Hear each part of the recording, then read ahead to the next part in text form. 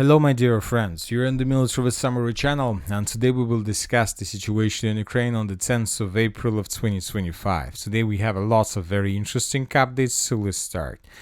And first we're going to talk about the city of Dnipro, where the Russians several hours ago carried out a very powerful Iskander strike.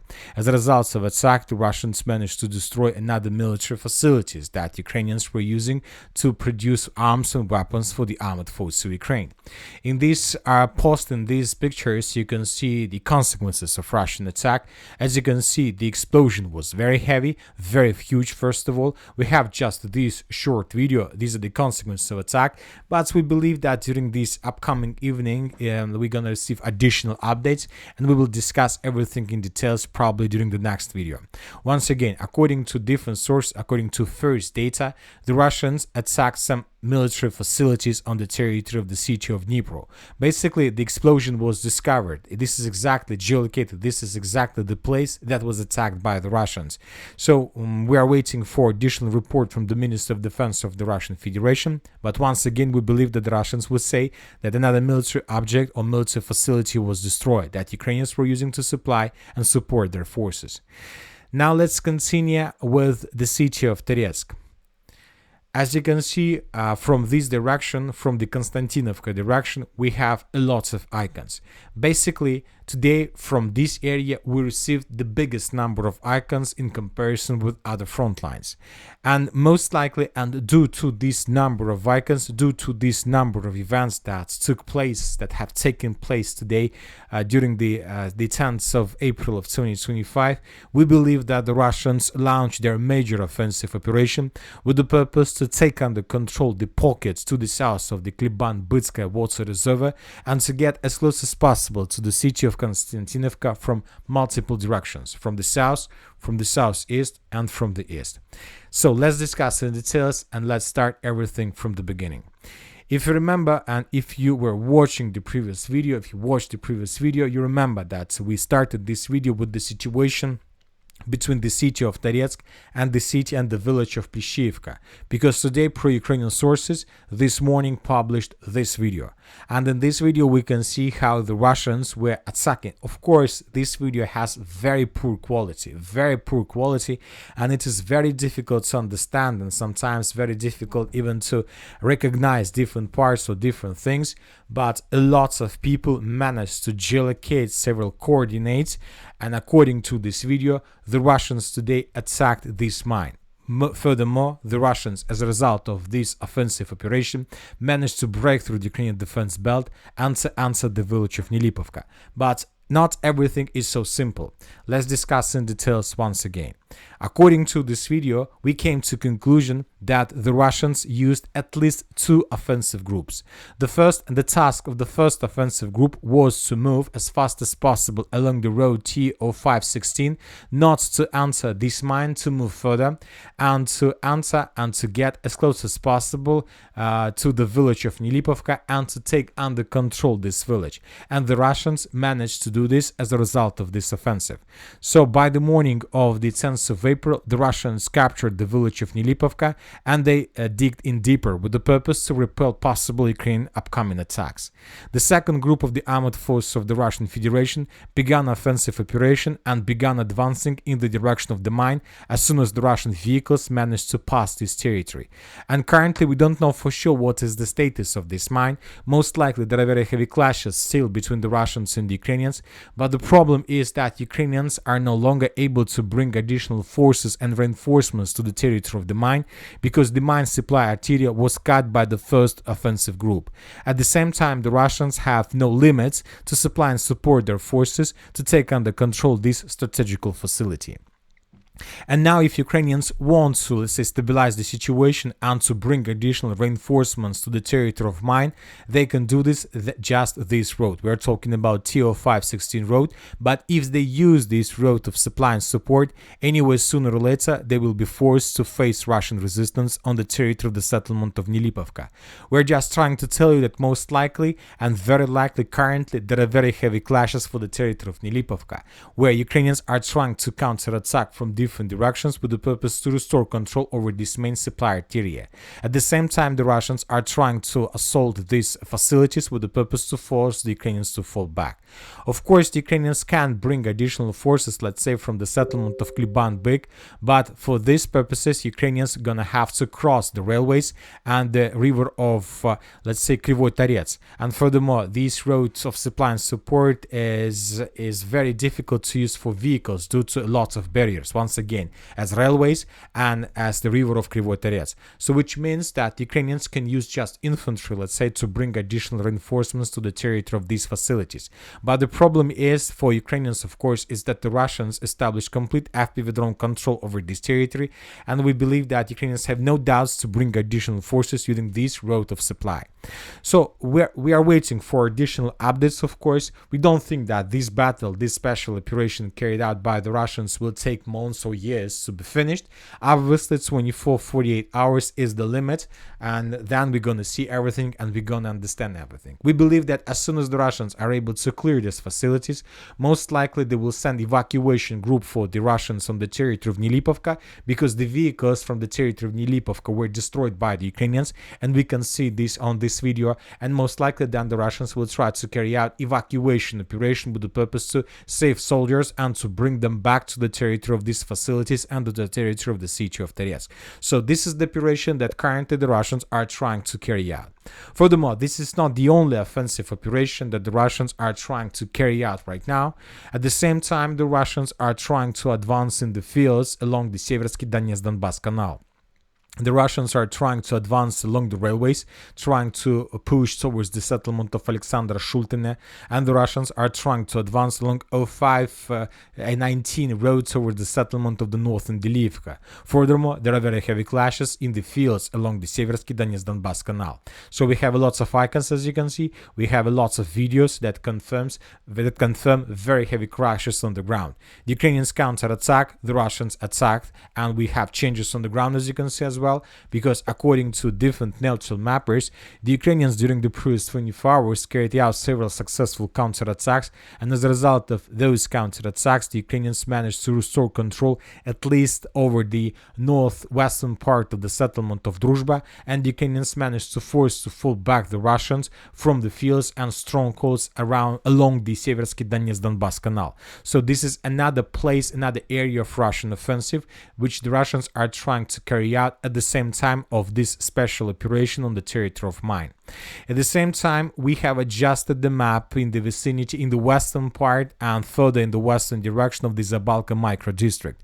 First of all, this information today was provided us by the neutral mappers, and the neutral mappers made these adjustments on map based on the video that was published yesterday by the Ukrainians, where we can see how Ukrainians were attacking the Russian soldiers on the territory of this Terikon landfill.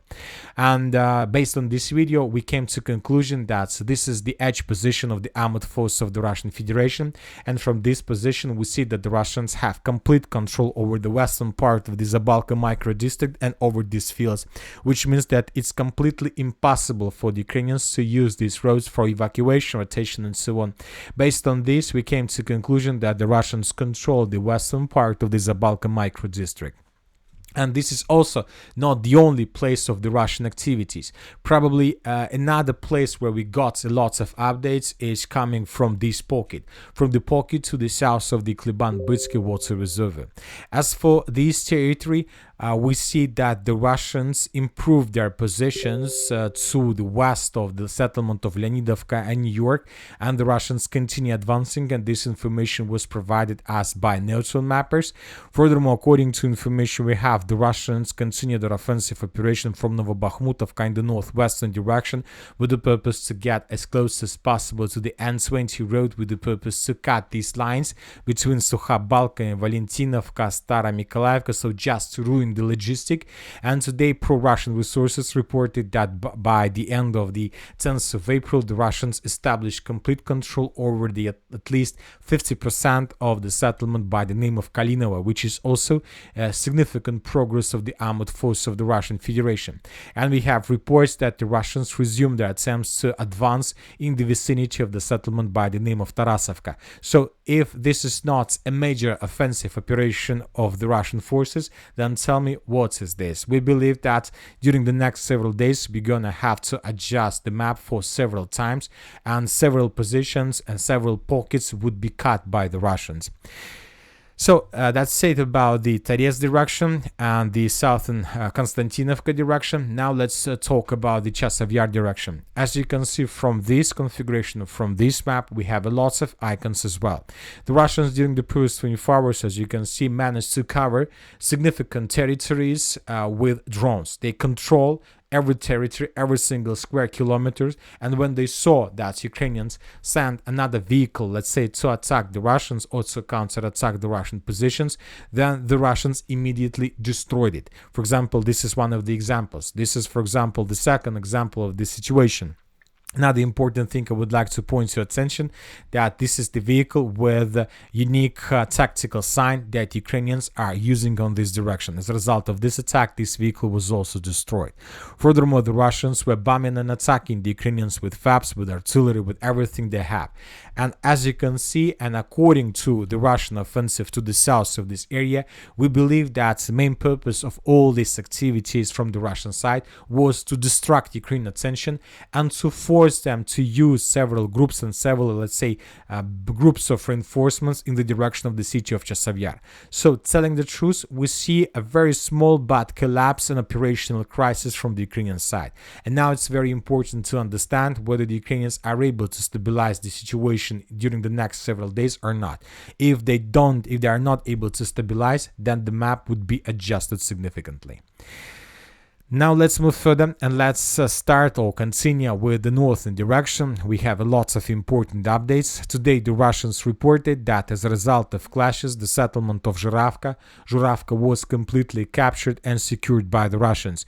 Also, the Russians published this video where we can see a lot of episodes how the battle for the settlement was taking place. And in the final part of the video, with the significant number of episodes of violence, we can see the Russian soldier that was waving with the Russian flag exactly in this point. Based on this video, we have adjusted the map and based on the Minister of Defense report. So this is the situation in this area, and we see that the Russians approach the next settlement on these roads of attack. We are talking about the village of Belovody, and we expect that during the next 48 hours the clashes are going to start for this village as well. And this is already a key village because this is more or less huge village, and if the Russians are able to establish complete control over this village and to connect with their foothold in the northern part of Loknya, the operational crisis will start, let's say, brewing for Ukrainians in this direction. Furthermore, the Russians continue their offensive operation from the settlement of Basovka towards the settlement of Oleshnya, the one of two last settlements on the territory of Kursk region, which is under complete Ukrainian control. The Russians during the previous 24 hours were trying to concentrate forces on the territory of the settlement. They brought additional forces, they managed to land infantry, and they were trying to collect a critical mass. But the Ukrainians discovered the Russians and then they began bombing and attacking them. Anyway, despite this video and despite the fact that Ukrainians attacked several Russian storm groups, the Russians managed to improve their positions and to shorten the distance towards the main supply road NO7. Anyway, the Ukrainians are still in Oleshnya. Despite Russian attempts to outflank the Ukrainians are still on the territory of Oleshnya.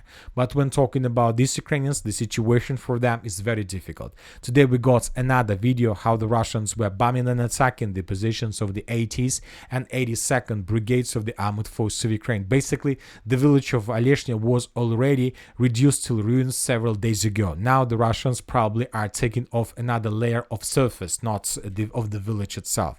We see that Ukrainians, since the beginning of the Kursk offensive operation, managed to create lots of trenches, lots of fortified areas, and now it's a very tough nut for the Russians, but they continue advancing. Furthermore, the Ukrainians support their defense from the forest to the south of Oleshnya. In this video, for example, we can see how the Russians sent a drone in this direction, and they managed to discover a tank that was attacking the Russians from hidden position, and the tank was damaged and destroyed. So we see that it is not very easy operation, simple operation for the Russians, but despite all difficulties, they continue advancing. Now let's move further and let's discuss the situation in the northern Kupyansk direction. We have lots of very interesting videos, and first let's go talk about the village of Kamenka. We haven't been receiving anything for the previous probably 5 days. The last report we got maybe a week ago that the Russians secured almost the entire southern part of the settlement. After that update, as you can see, we haven't received anything, and today we got the first report, the first video, and this is very important video because here we can see how the Russians managed to discovered the positions of the armored forces of Ukraine in the forest in the vicinity of the settlement by the name of Topoly and Stroyevka, and then the Russians began bombing and attacking this territory with tools flamethrower systems. So you know that since the opening of Russian front line in this area, we used to see just videos with Russian soldiers, let's say, as the main character. No tanks, no vehicles, no artillery systems, just Russian units that were moving through settlements, through these, let's say, trees and forests under Russian attack, under Ukraine attack and attacks of Ukraine FPV drones. And today, for the first time, probably we received this video where we can see how the Russians managed to bring their very heavy artillery systems to the line of combat contact, which means that most likely the Russian offensive operation in this direction will intensify. Now let's move further and let's discuss the situation in the Liman direction. According to information we have, the Russians managed to take under control at least 50% of the settlement of Nadia, at least based on the geolocations. And the most important that as for now, we continue receiving geolocations where the Russians attacked the Ukrainians, but now we see that geolocations are coming from the outside of the settlement, not from the territory of the settlement, but from the outside of the settlement, which means that either the Russians secured the village of Nadia completely, or the Ukrainians currently have no possibilities to publish videos from this territory due to the very critical situation on the territory of the settlement. So we have adjusted the map, we have colored the forest around the village of Nadia, and we see that the Russians continue advancing, and most likely during the next several days we're going to receive additional changes on the ground. As for the southern part of this direction, during the previous 24 hours, probably for the first time since the beginning of April, we got just one small adjustment of map based on the report of the neutral mapper. At the same time, we got first report that confirms Russian control over the outskirts of the village of Tarskoye. This video was published by the 63rd Mechanized Brigade of the Armored Forces of Ukraine, where we can see how the Ukrainians were bombing and attacking the Russian units in this direction. No, by the 60th Mechanized, sorry, yes. They were bombing and attacking the Russians in this part, and based on this video, we have adjusted the entire forest. So we haven't received any video from the city of Tarskoye itself, because probably for the previous several days we received lots of updates that the Russians entered this territory.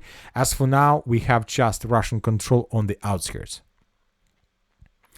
Now let's talk about the Siversk direction. We have interesting video published from the area of Bilogorovka. In this video we can see how the Russians were bombing and attacking the positions of the armored forces of Ukraine along the river of Siversk Donetsk with tools flamethrower system.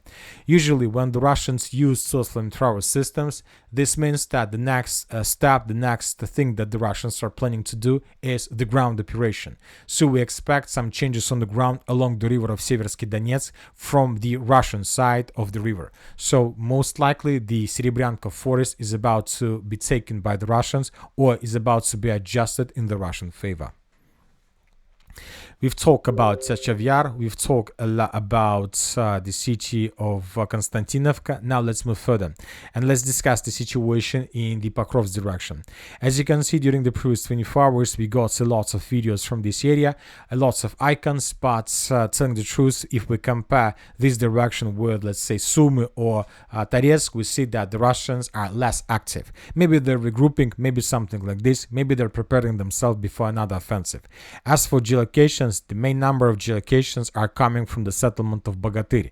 And as you can see, the Russians, according to all these videos and icons, are bombing and attacking the southeastern part of the settlement, which means that they're preparing the foothold before offensive operation. They're destroying the temporary deployment points and fire positions of the armored forces of Ukraine, because then they will attack this area. This area will be secured and the Russians will be able to take these territories under complete control. So lots of episodes exactly from this point, several opinions. First of all, the Russians may try to outflank the southern part of Bogatyr with the purpose to answer this company's stronghold first of all, and the Russians can attack the southeastern part itself. So we expect that during the next 48 hours the Russians may try to test the Ukrainian defense and to take this territory under complete control. Let's wait and see.